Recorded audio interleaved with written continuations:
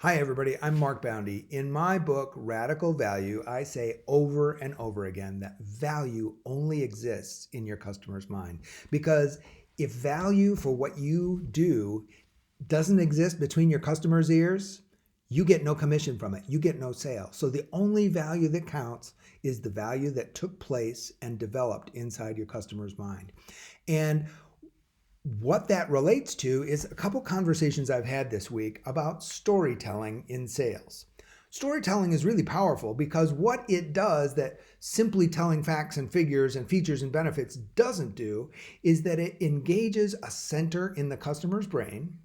In any human's brain, when you tell a story, it engages the amygdala. And I won't give you much more Latin or the chemicals that are involved, but think of a story as turning on a movie inside your customer's head, and they are writing the movie as you're telling a story. They're visualizing somebody achieving those outcomes. So storytelling is much more impactful because it engages that visualization part of the brain.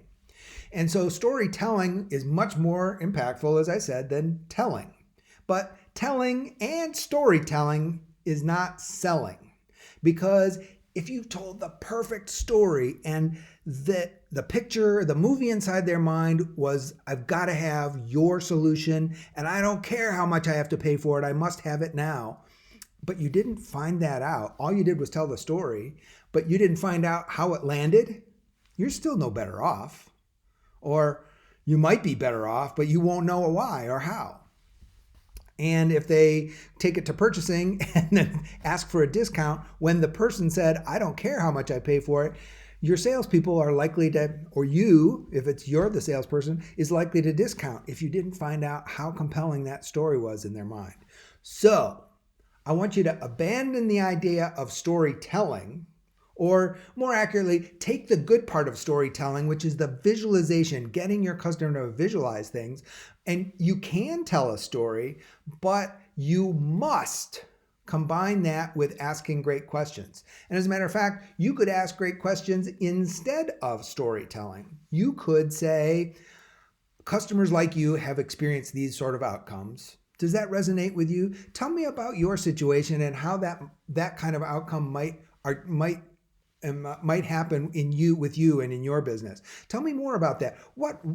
What additional results do you think you might be able to get if you were doing that? And how big a problem is that? And how many dollars a year does that cost you, do you think? And so through questions, you're causing them to visualize the answers to those. You're causing them to write that movie. And the more questions you ask about what are the results of the result, what are the downstream effects, what is the financial impact, that creates a more and more detailed, more and more impactful movie in the customer's mind. So story development, which is a joint activity where you're asking questions, engaging the customer, getting them to create that movie in their head. And as a result of them telling you what's happening in the movie in their head, you understand. That's much different and much better than storytelling. Elite salespeople do story development.